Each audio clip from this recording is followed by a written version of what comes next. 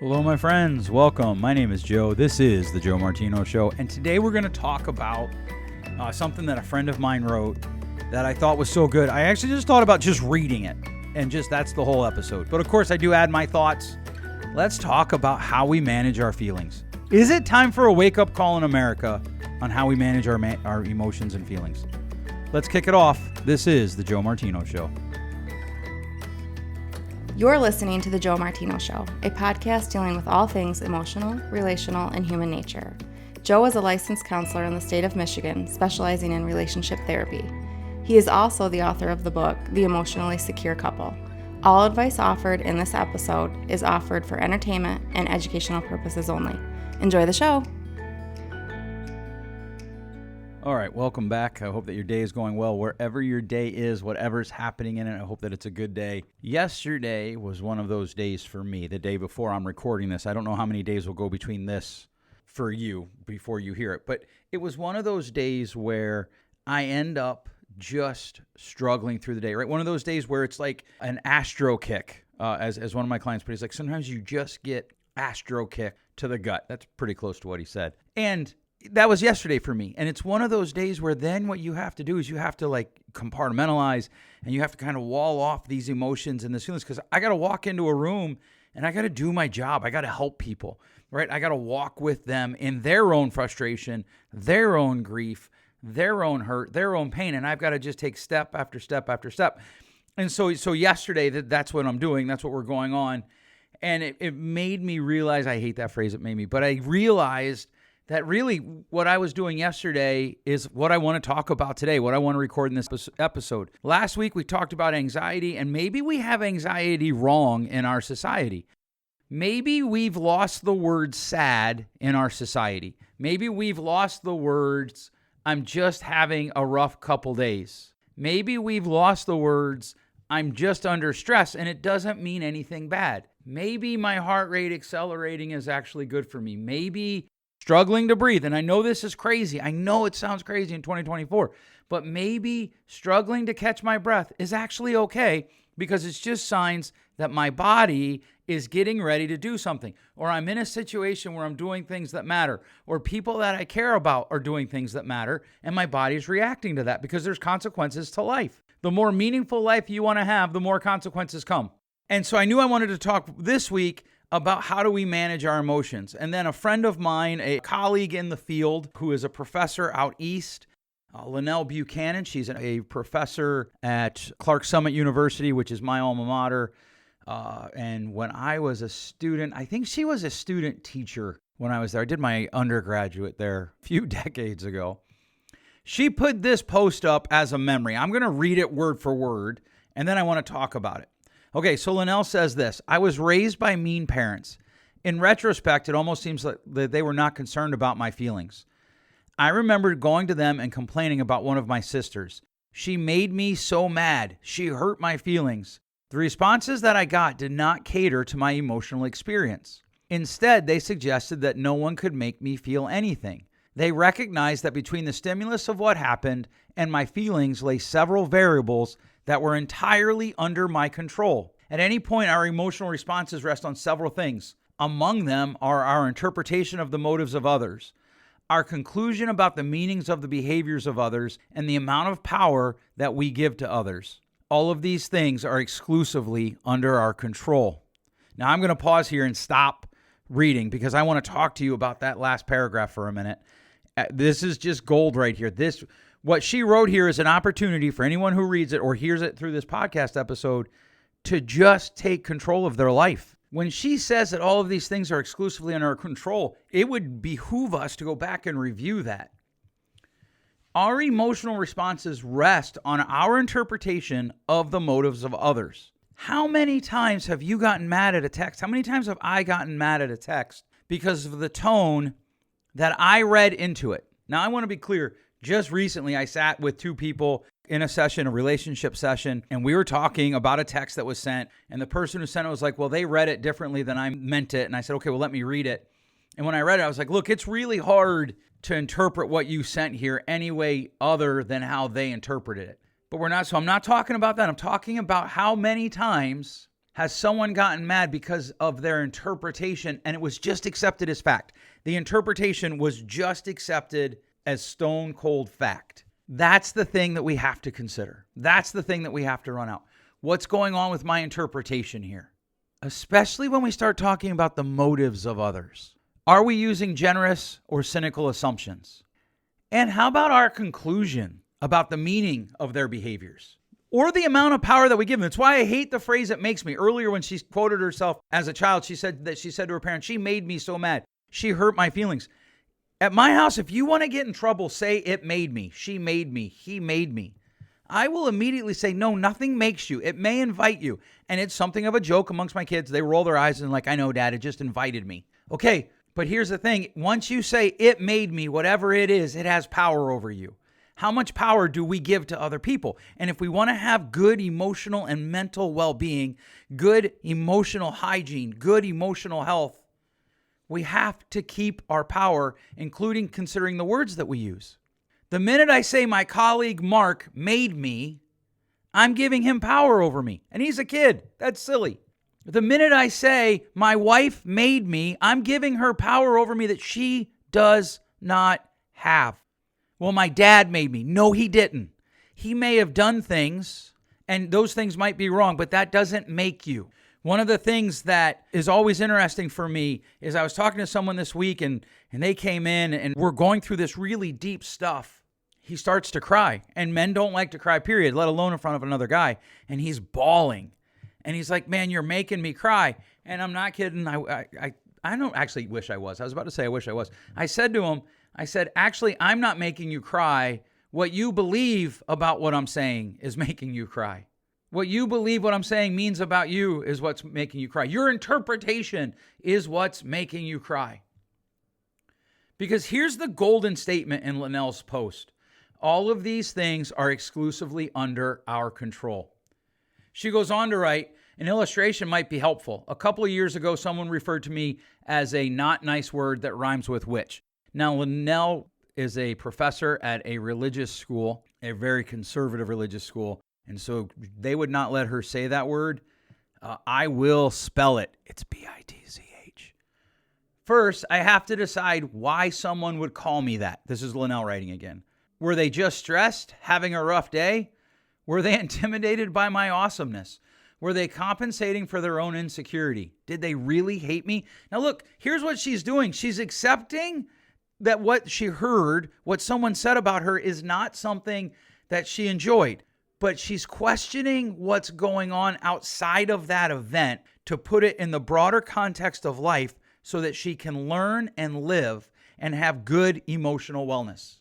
Because how often do people get mad at you because what's going on in their life, they're hurt, right? And anger is the cover-up emotion. It's all the negative primary emotions bodyguards. When those negative primary emotions show up, so does our anger. And all of a sudden, this person's angry. They're calling her a word that rhymes with witch. Maybe they were just stressed. Maybe they were having a rough day. Maybe they just don't like Linnell's personality. Maybe they just don't like the way she approaches life. We're still back to that question. How much power are you willing to give to that person or persons? Linnell goes on to write, "We make assumptions about people's motivations all the time. These are referred to as attributions. Social psychology has demonstrated that humans are notoriously bad at them." This is true. If you don't believe me, look up the book Speaking to Strangers, maybe Talking to Strangers, by Gladwell. "We tend to give ourselves excuses for our own behaviors while assuming that others' failings are based on characterological weaknesses and not circumstantial forces. This results in many misinterpretations and damaged relationships." Here's what that means. When someone does something that we don't like, we assume the worst. When we do something that someone else doesn't like, we try to convince them to assume the best. And I see this the most in marriage relationships. "Well, my husband didn't do blah, blah, blah," to which he responds, "Yeah, but I tried." And then he's like, "Well, my wife didn't do da, da, da." And she's like, "Yeah, but I tried." What if you gave the "yeah, but I tried" to the other person? All right, she goes on to write, "Secondly, I have to determine if being," a word that rhymes with witch, "is a good or bad thing. There are many people who use this crass word to refer to friends or willingly claim it as a description of themselves.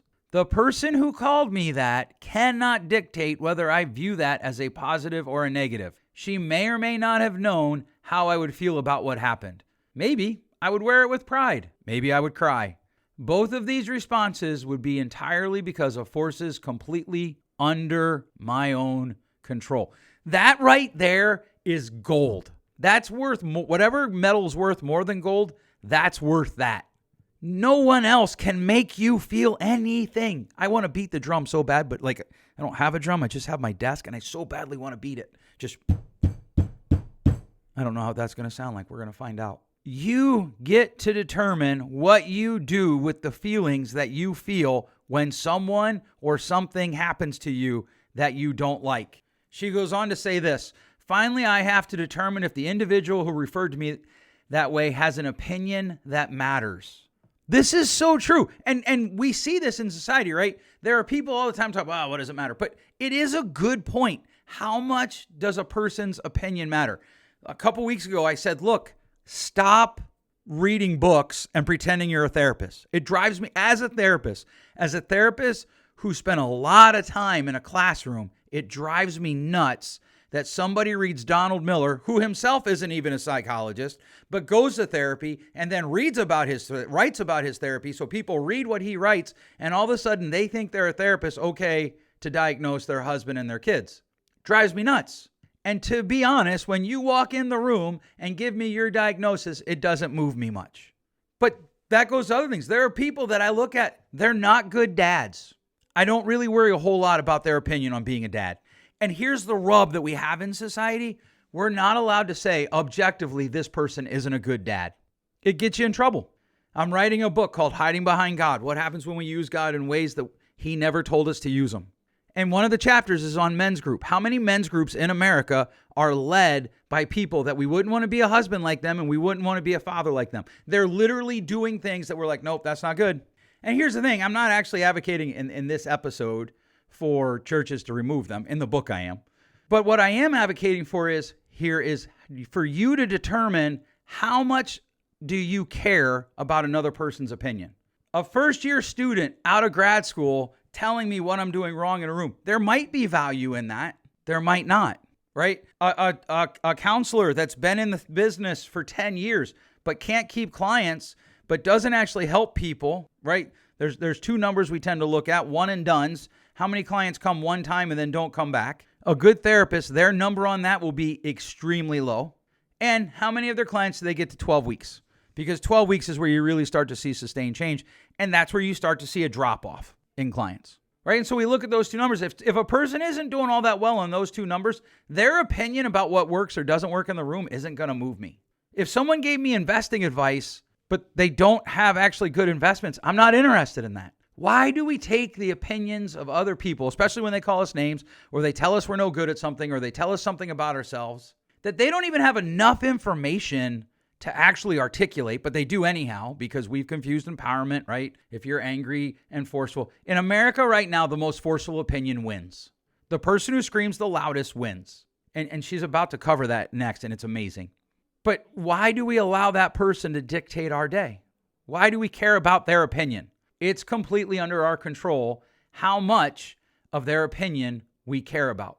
She goes on to write, some opinions count more than others, but others do not get to decide how much power I give their opinions. I can dismiss them as uneducated, ignorant, or simply evil, or just wrong. Now, I added that. She didn't write that. But there's sometimes people have opinions and they just don't know what's going on. I find this all the time as a business owner. People who have no idea how to run a business. They've only ever worked the 9 to 5, which is totally fine.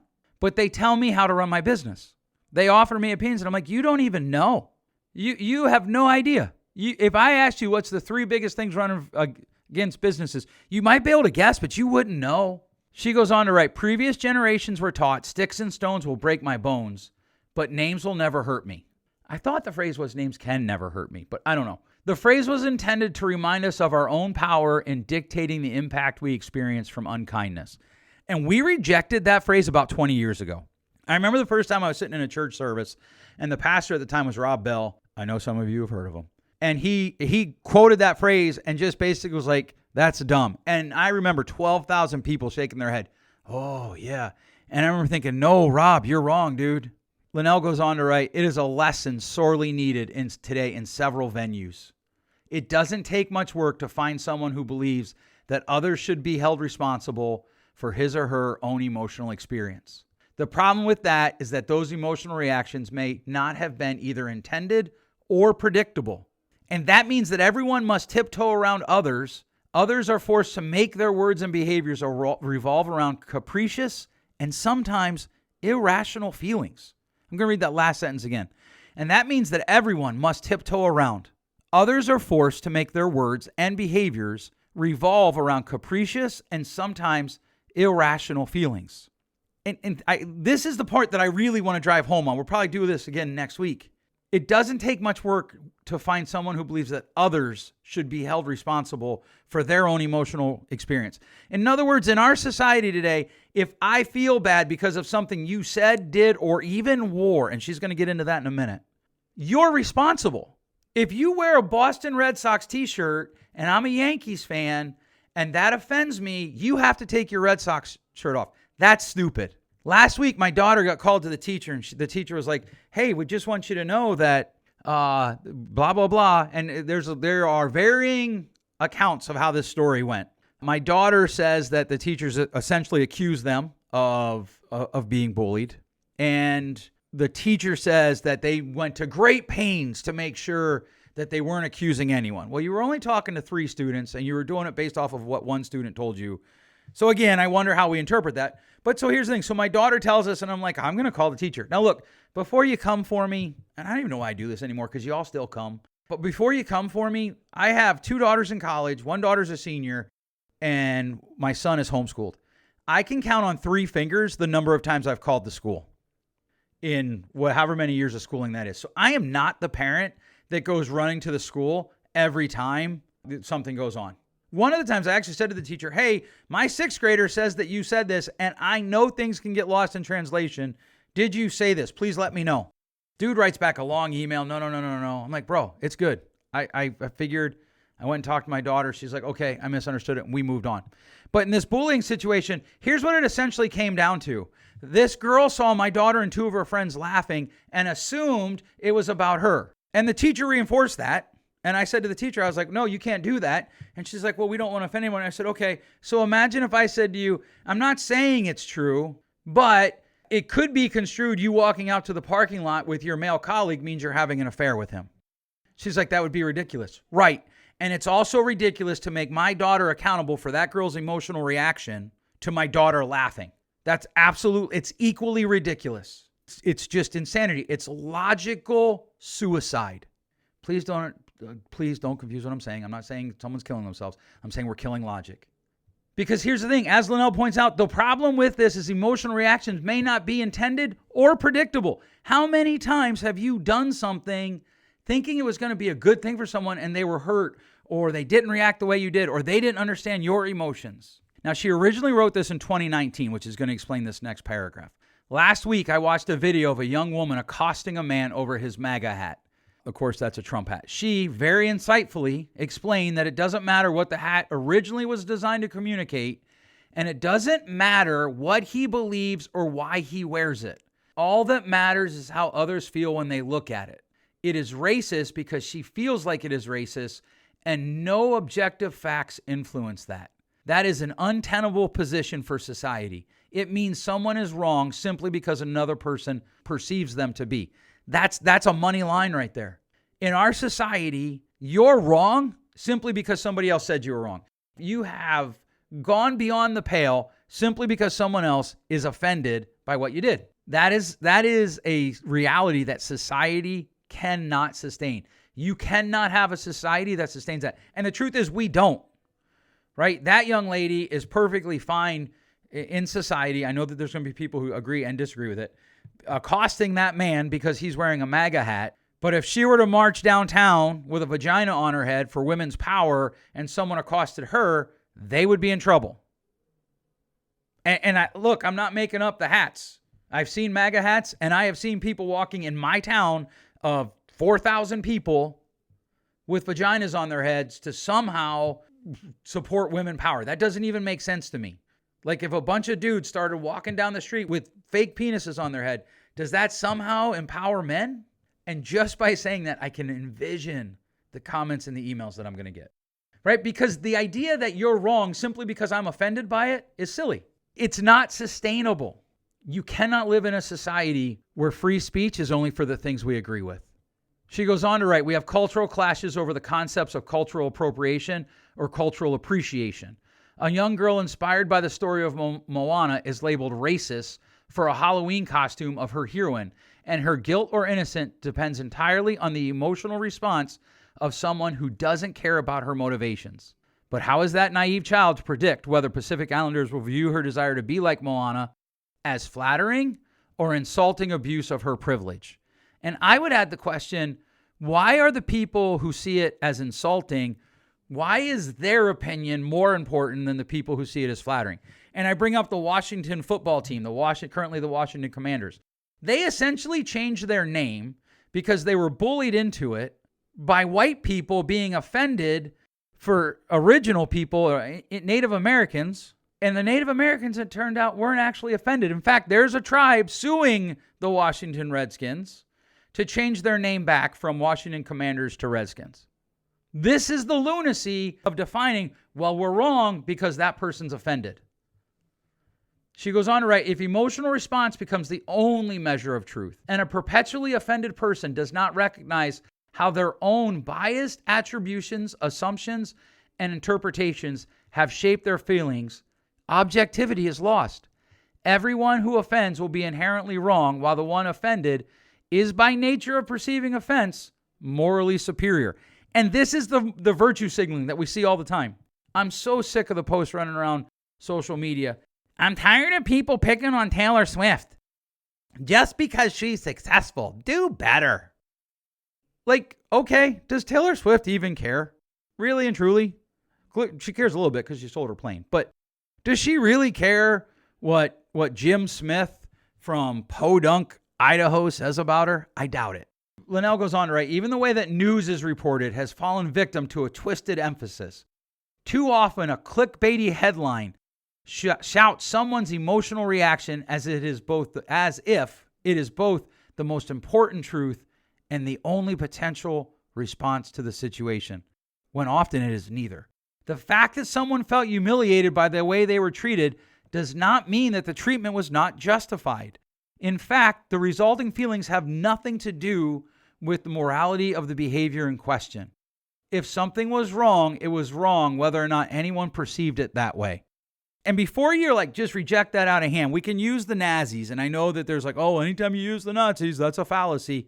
But think about this. How many of the Nazis, I want to be clear with you, I want you to really think about this. How many of the Nazi leaders that went on trial were embarrassed or offended that they would go on trial because they were just following orders, right? We clearly can see that their offense is superseded by a much more objective truth. Or anytime that someone kills somebody because they were offended. I've told this story 100 times. I helped a friend one time who was doing domestic violence support groups, right? She was a graduate student, and I would come help her set up tables and chairs because I could use the hours, and I would sit there while they got it rolling. Almost every guy there, his defense for hitting whoever he hit, for abusing whoever he hit, to the degree that we sent him to jail for a time, was, of course I did it. She disrespected me, right? And the problem is, if we go by emotions are it, he's right. He's not right. There's an objective truth, an objective standard that supersedes his feelings.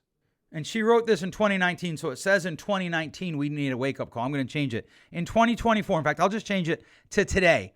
We need a wake-up call about the management of our feelings. I would add the word emotions. We need to stop appealing to subjectivity and seek objective, fact-based, logical approaches to understanding our circumstances. We need others to remind us that no one can make us feel the way we do. We are responsible for our own actions. And then she writes this, maybe we need more mean parents. We have to start changing the way we approach our feelings. Even the way we speak. Well, I just feel. Okay, so you feel that way, but what? I just sat in the room with somebody, she was like, well, I just feel like this is unfair and I don't know how to overcome that. And I said to her, don't overcome the feeling. Just do what you have to do anyhow. Just do what you have to do anyhow. Right? Maybe that girl in my daughter's class did feel bullied. But maybe we would actually serve her better by saying, oh, you should go ask them what they were laughing about. I'll go with you. My daughter actually at first was like, Dad, don't talk to the teachers. Nope, this one's wrong. Because here's the thing. If that teacher told me she was snappy, she was grumpy, she said, I need coffee before you talk to me. She said, stop, because I say that. And so she inherited that. I'd buy all that. If she said that one of my other daughters was bullying, I might even buy that. Nah, I probably wouldn't. Being mean, I'd buy that, which I guess a lot of people equate that. But not this daughter. She doesn't bully. Not out loud, maybe in her head. She doesn't say things to other people. Not like that. And here's the thing. You don't get to accuse people and be like, well, you're not allowed to defend yourself, which they say they didn't do. I just don't believe them. And they're welcome to come on my show. And I'm happy to have the conversation face-to-face with a microphone recording.